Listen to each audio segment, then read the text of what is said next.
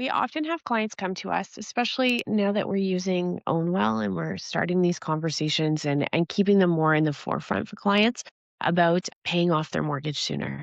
So, ways to pay off your mortgage sooner. And we all can answer the obvious ones, but how far do you push it?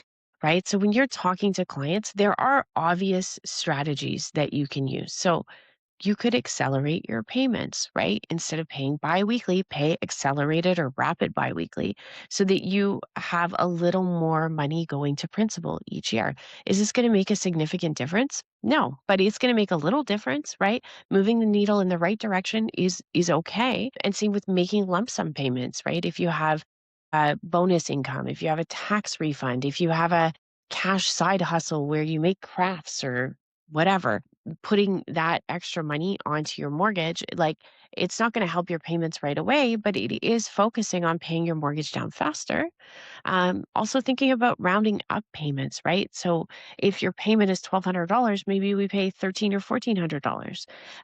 A great way to do that when the round up payments is when you have a variable rate mortgage and the rates are going down, but you keep the payment the same, right? So whether you have a static payment or whether you increase your monthly payment when the rates are going down, that can help to add more money to your principal without actually changing what you're paying each month, right? Increasing your regular payment, right? So again, making rounding every payment up, putting an extra $100, $400, whatever it is, onto that payment so that more money is going to principal, right?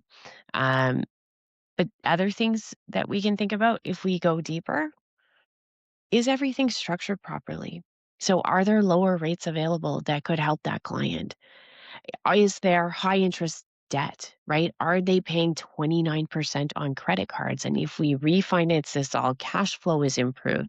And then you actually have an extra $500 that could go to your mortgage. If we clean all this up, but you make that same payment that you're paying across all debts now onto your mortgage. Now that can make a significant difference. So when there are a lot of people out there carrying high interest debt, this is a really important conversation to have. The other one that we have often that people forget about is what about buying another property? Right. So we could talk about, putting lump sums on our mortgage and making extra payments, but where does that money come from? Well, if you have a property and it's gone up in value and that asset has increased as you pay down the mortgage, if you had two of those, would you be in a better spot? The answer is typically yes.